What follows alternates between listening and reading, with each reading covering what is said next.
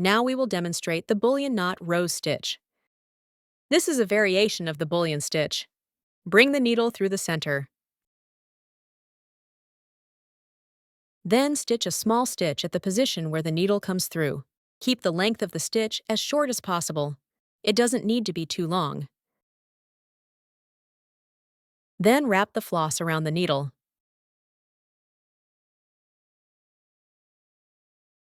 The length of the wrap should be the same as the entry point. Then hold the position of the wrapped floss. Slowly pull the floss. Finally, bring the needle down in the original position. Let's stitch another small bullion stitch of the same length. Move the needle up a little bit.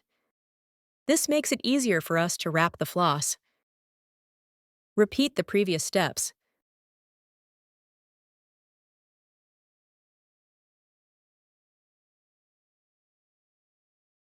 Bring the needle down.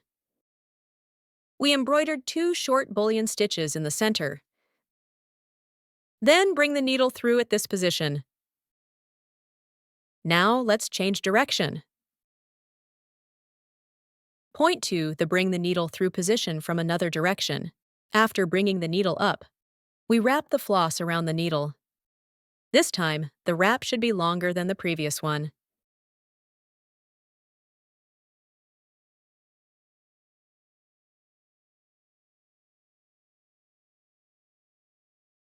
Then, bring the needle through at the symmetrical position again.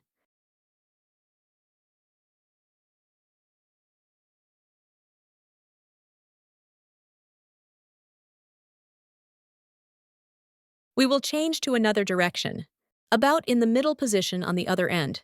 Point to where it will be brought through. Each wrap of floss should be longer than the last one. This way, the loops will get larger and larger, so that it can wrap around the original loop.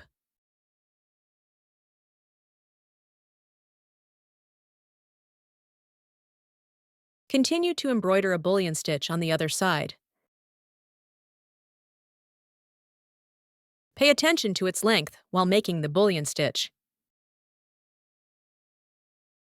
We will use the same method. Cover the entire bullion knot rose stitch lines. This stitch is now complete. Finally, bring the needle down in place to couch. All right, let's adjust its shape a bit. This bullion knot rose stitch is complete.